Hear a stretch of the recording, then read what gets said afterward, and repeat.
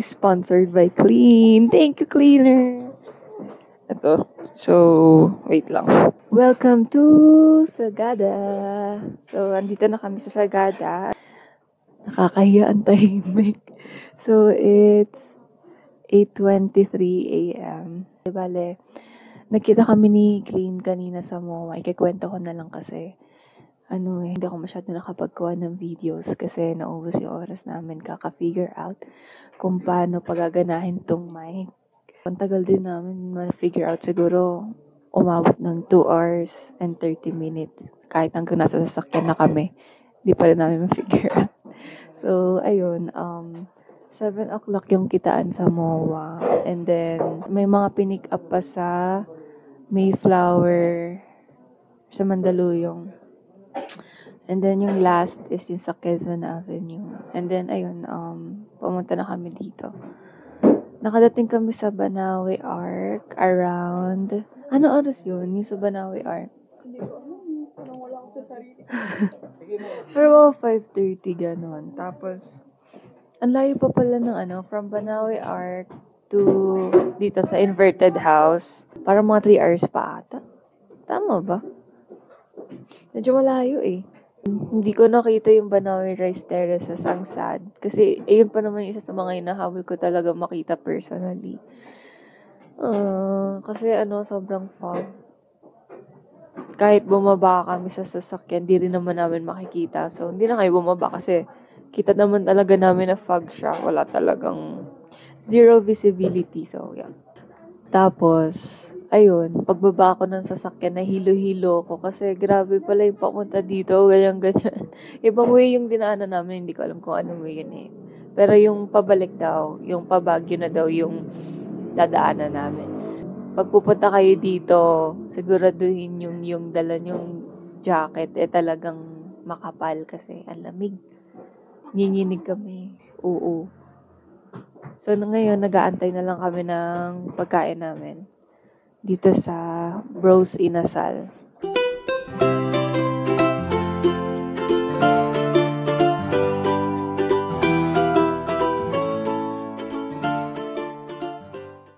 Hindi pala tayo dito. Akala ko dito ang tip. Villa Familia. Papunta na kami sa accommodation, guys.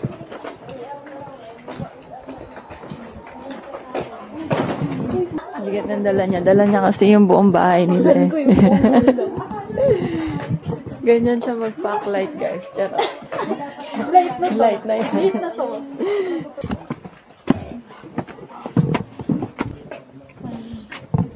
Maglalakad-lakad kami mamaya ni Clean sa labas.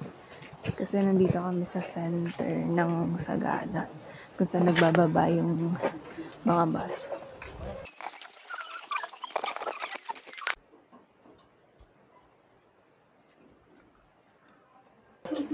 Hi guys!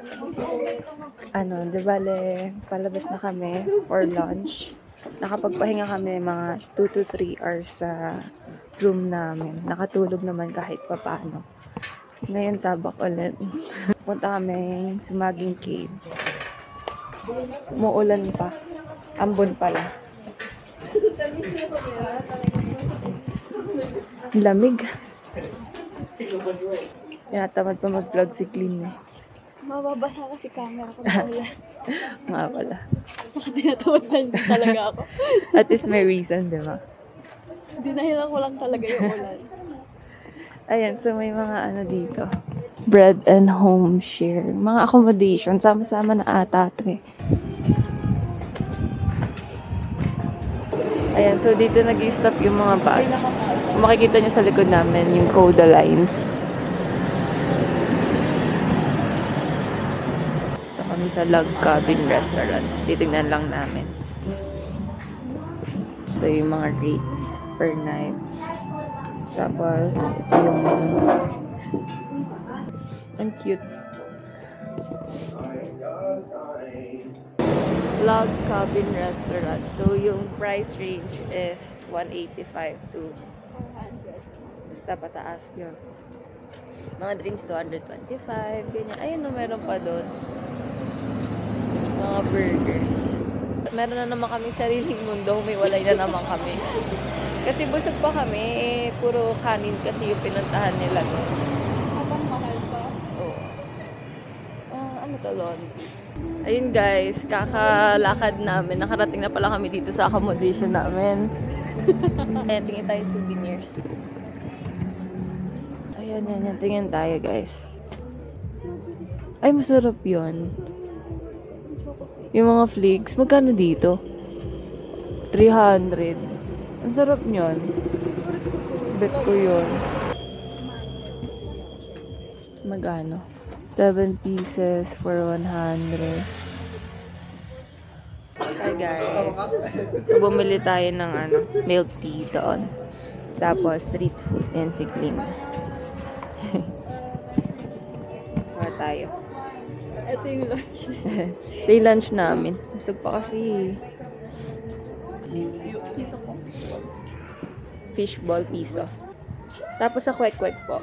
10 pesos po yung kwek-kwek. Wala tayo.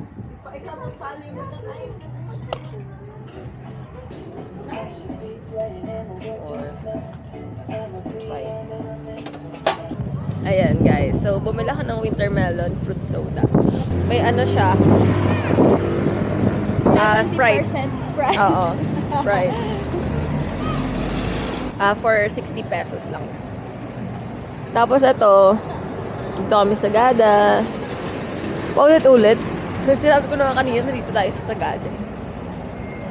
Tapos para siyang Burnham Park. May mga... Ano ba tawag dyan? Tiangge? UK.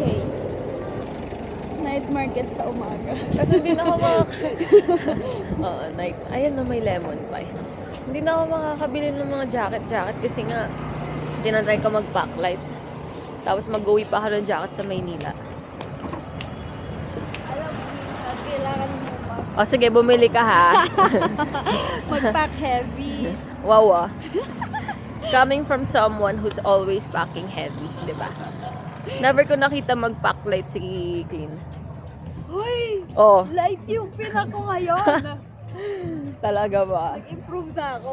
Alam mo, dapat kadalis Compared natin. before, Oh. diba? May improvement. Wait lang, parang wala. Meron. Compared before, ganun din naman kabalki yung bag mo nun. Hindi. Wow. Hindi talaga, I swear. Dapat kadalis natin, kinikilo natin yung bag mo eh.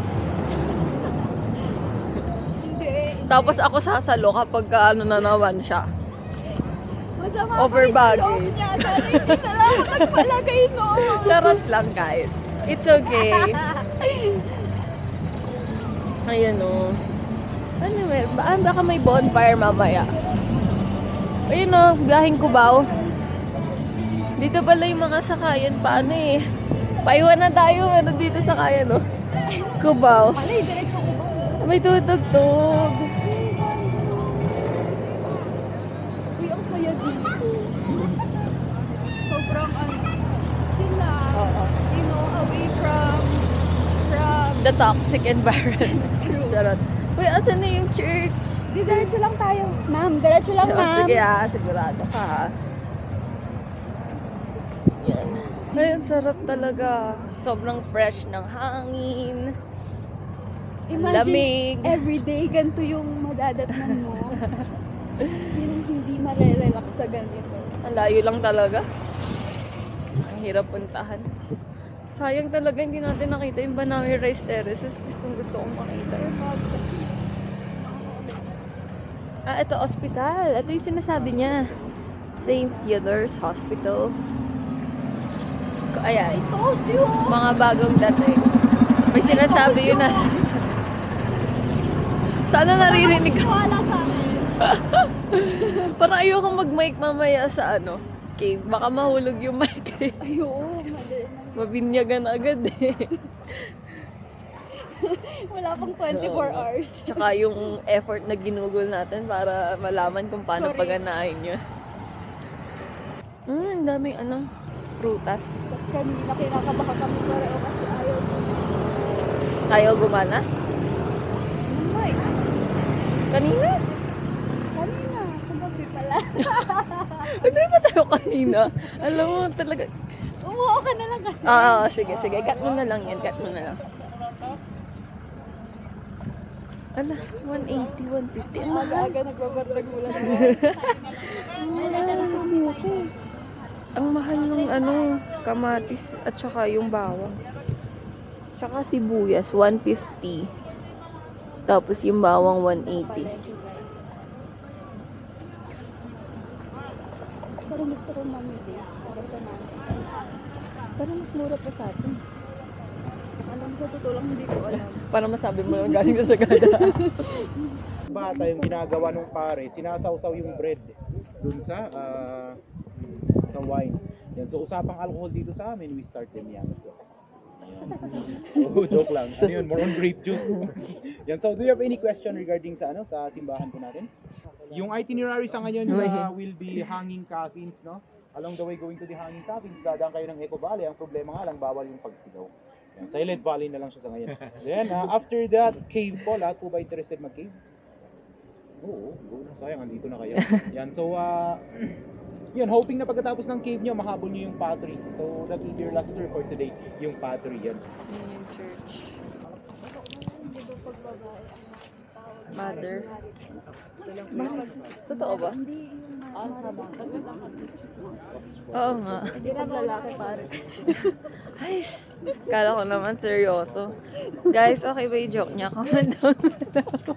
Lahat na lang no? Comment down below. Nori ka pa. Ayun na, tumama na ako. Papunta kami sa Eco Valley. Pero hindi pa din sumigaw. So, hindi na Eco Valley ang tawag nun. It's called... Ay, walang participation, guys. Ay, ganun pala yun. Kaya hindi siya nagsasalita. It's called Silent Valley. So, papunta na kami sa Hanging Coffins. At Eco Valley. Kanina pa ako naghahanap ng basuran. Guys, dun, leave no trace behind, okay? Umasa nga akong dadali mo yung power bank. Tapos sabi, di ko na nga din dadali yung power bank. Ano ba yan? Wala tuloy akong mahiram. Ang bigat kasi ng power bank natin dalawa.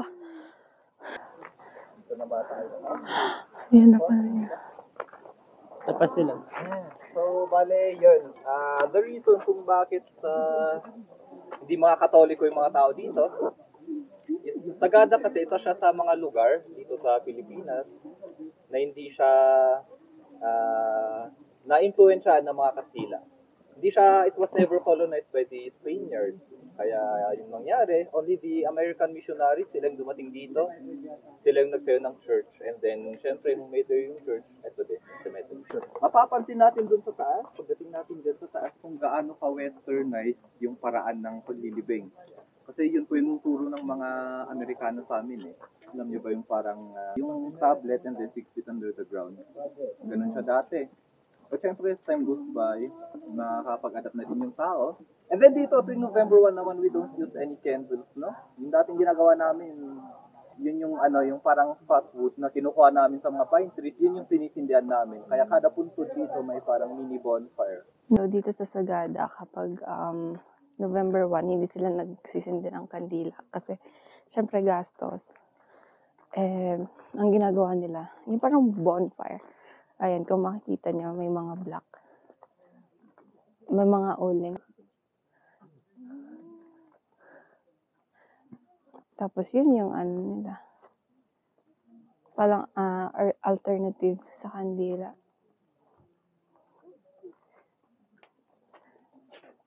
Siya.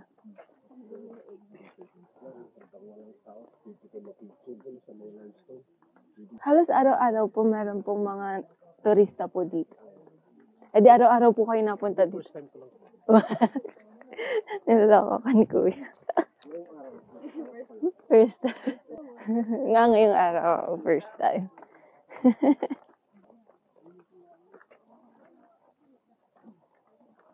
Ayan guys, nandito na kami sa hanging coffin. Ayan.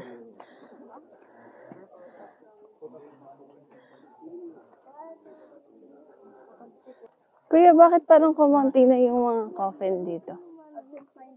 Diyan nandito. May iba-iba Ito kasi pa. ito yung accessible ng puntahan. Walang kasing mga daan.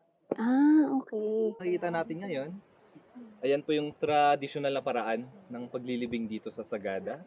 So, ibig sabihin, nung di pa nakakarating yung mga Amerikano dito, ginagawa na namin siya.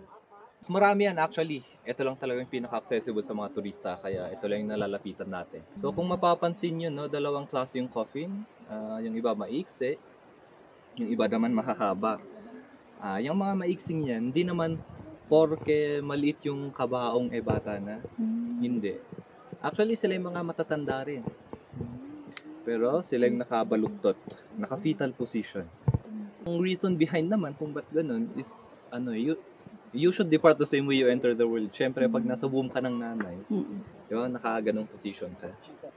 Pero yun nga, unfortunately, yung last na nailibing, last na naihang is 2010. Kaya parang unti-unting nawawala, pero nasa option pa rin yan. It's up to them kung gusto pa nilang may ganyan or the church way. So yun, hinahang yan. Isang rason is for sanitary purposes.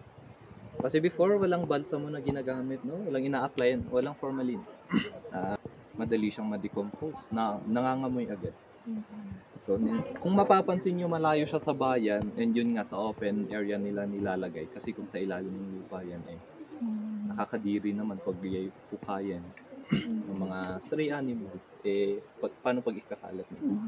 Kung mapapansin nyo din, walang mga pangalan yung iba, no? Dito kasi, pag nailibing na yung tao, hindi na namin binibisita. But, literal na we let them rest in peace. Hindi kagaya sa ating mga Kristiyano na tuwing November 1, nabibisita pa natin. Ito kasing mga to, pag nailibing na yung mga yan, ayun na yun. So, yung importante lang sa amin is nasa puso namin. And then, tuwing may mga occasions, doon namin sila tinatawag sa mga prayers namin.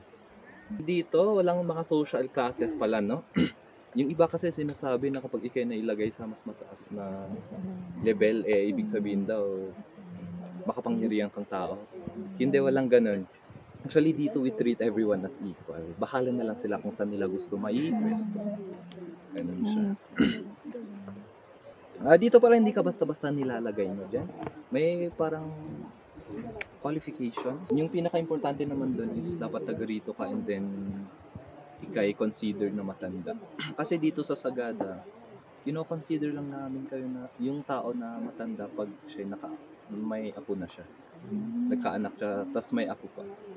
So itong mga to, yung cause of death nila is natural. Ibig sabihin old, pagtatanda. Kasi kung ikay namatay dahil sa sakit or aksidente, may specific location naman na doon naman kayo mailalagay. Hello guys. So, andito kami sa Sumaging Cave. Nakalimutan ko tanggalin yung jacket ko. Ito lang yung isang jacket ko dito sa Sagada. Pag nabasa pa to, wala na akong jacket. Yan. Pero hindi naman daw totally mababasa. Lang. Yung puwetan lang. Kapag nahulog ka dito, magiging kwento ka talaga. Ewan ko na lang pag di pa lumakas yung tuhod ko dito.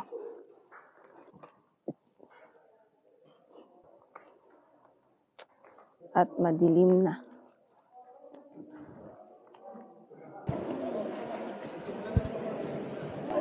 Clean survive. De, charot. Ano pa lang? First phase pa lang. Stage 1 pa lang to. Pause na pause eh. Hindi ata kita yung nandun. Ay, tama to para magmamall. Sorry. Nakita niyo yung 1, 2, 3. Ayan. Walang makita. Hindi kita.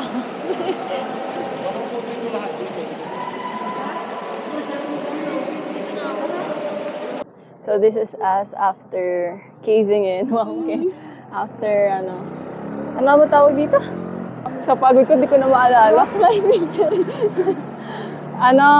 Sumaging cave. Nakakahiya, nadulas ako. Nadulas ako. Napapak ako dun sa puting bato. Ayun. Nadulas lang naman ako sa harap ng madaming tao. Ayun o. Kitang-kita nila lahat yun. Sobrang nakakahiya. Ayun o, tingnan natin. Dumudugo to kanina, pinunasan ko lang para hindi naman halatang Nakakapagod po sa kalungkod. Ito. Ayan. Ay, nawala. Meron yun eh. May gasgas ako dyan kanina. Tapos ayan, mapula. Dito pa ako tinamaan sa injured kong tuhod. Ayan o, ti-opera ko. Kawawa naman tong tuhod ko. Sana wag mag-give up sa akin dahil sa mga pinagagawa ko sa buhay. Ayan, so na-survive naman namin. Halos 3 hours din no? Halos 3 hours din ata. Tapos na.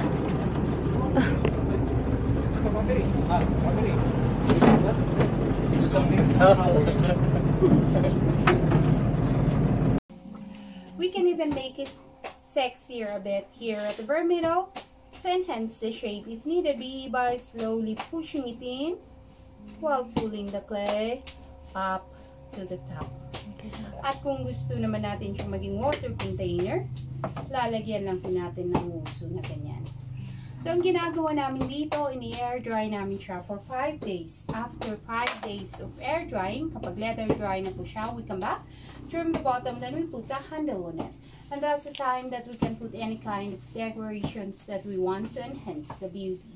Then we air dry it again for a month. We cook it in the oven for 8 hours of firing.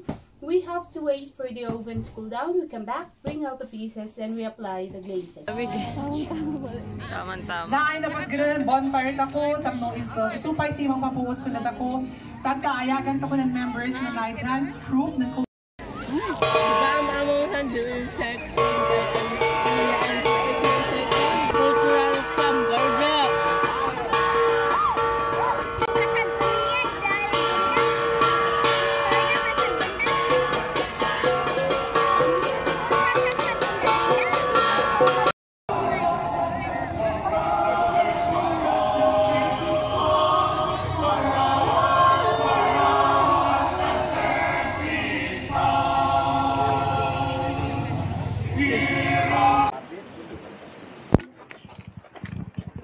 First of all, good morning and welcome dito sa trekking natin sa Marlboro.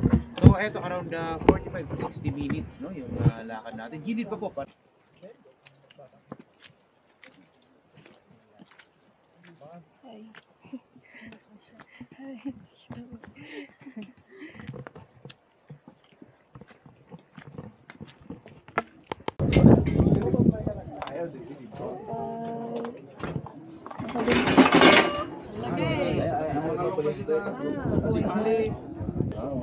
Thank you po. You're welcome. Salamat.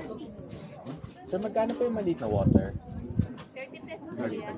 Ang ganda dun Nandito lang kasi sila. Sayo-sayo. Ano yung saya? Sobrang sayo. Nakita naman na.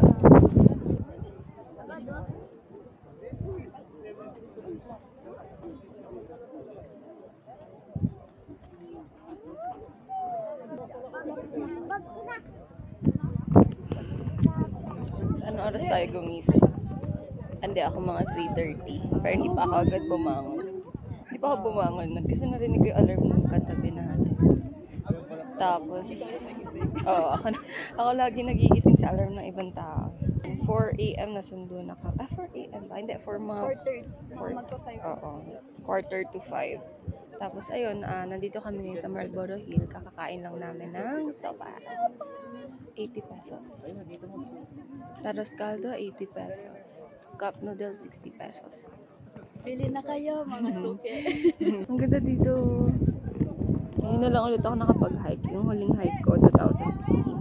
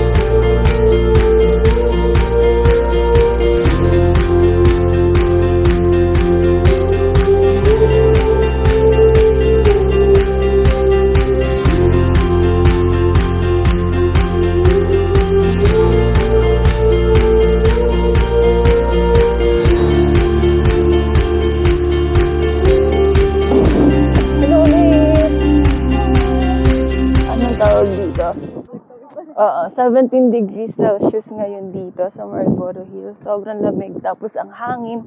Pero buti na lang hindi naulan kasi mas mahirap mag-hike. Ayun, nire-recruit tayo ni Kuya. Sige, go. Grabe yung clouds dito.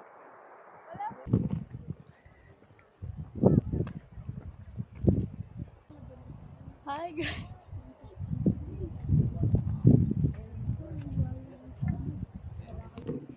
Pag ako nadapa dito. Joke lang.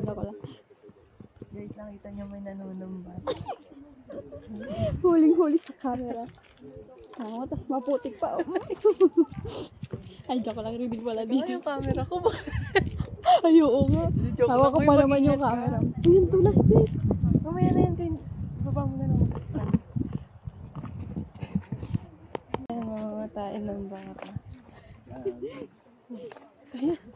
Ang dami. Hindi pwede hindi naamoy, no? Oo, hindi nga. Dahil siguro sa damo. Try mo nga lapitan, clean ko may amoy. Si Kuya nga sabi, tikman daw eh. Grabe yun ah.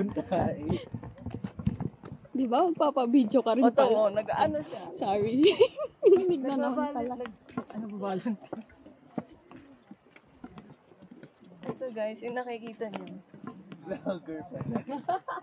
Kala mo may followers eh. As a vloggerist. Hindi niyo nakikita yung hirap. Ito na yung nakikita. Eh, ba't kasi hindi mo pinakita? Pipigil mo Hanggang din tayo sa blue soil.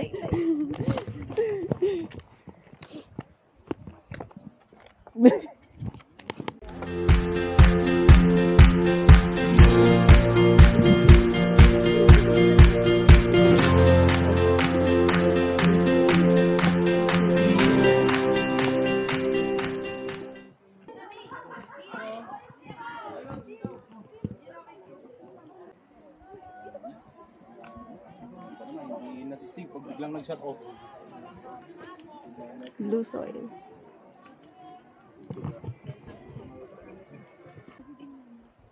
Ingat-ingat lang tayo sa mga ano. Dito muna kayong tatlo. Jarback. Ay, silang maunang magpila dyan. Gamitin na yung phone nila.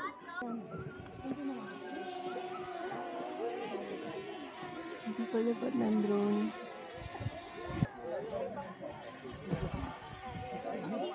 Blue soil. Bakit siya tinawag na blue soil? It's called blue soil because the soil is blue. Hindi, blue yun. Kasi naka-blue jacket ako. O, di ba parang kaming corny? Walang masabi. Bakit nga ba? Bakit nga ba? Mamaya i-research natin yun sa Google. Kuya, bakit blue soil? Nagtanong ano. Tataka nga rin ako eh. Kala ko, babuhangin lang nilagay. Wala. Hello guys! Ano eh, nasa unahan. So, nandito na kami ngayon sa Tarlac. Ayan, nakakailang oras na ba yung biyahe natin? Mga... Umalis kami doon ng 12 sa ano eh, di ba? Pero may mga stopover pa eh. 12, umalis kami ng 12 o'clock sa Sagada. Tapos mag-8 na ngayon. So, dito pa lang kami sa Tarlac. Kakain lang kami saglit. Daming tao. Daming tao. Lipat. Lipat tayo. Saan ba kayo? Dito sa ani. Pero ang daming tao eh. Ayan, so lilipat kami kasi ang daming tao sa McDo. So yun guys, dito na nagtatapos yung vlog kasi ganun din. Di bale sa MOA na lang kami sasakay pa balik sa bahay. Bahala na kung ano mangyari. Ayun, dami pa rin tao. Sige, mukhang sa trips na lang kami. Kung saan konti ang tao. Ako pa naman ang Shake fries. So anyway, guys, have a Merry Christmas and a Happy New Year. Bye!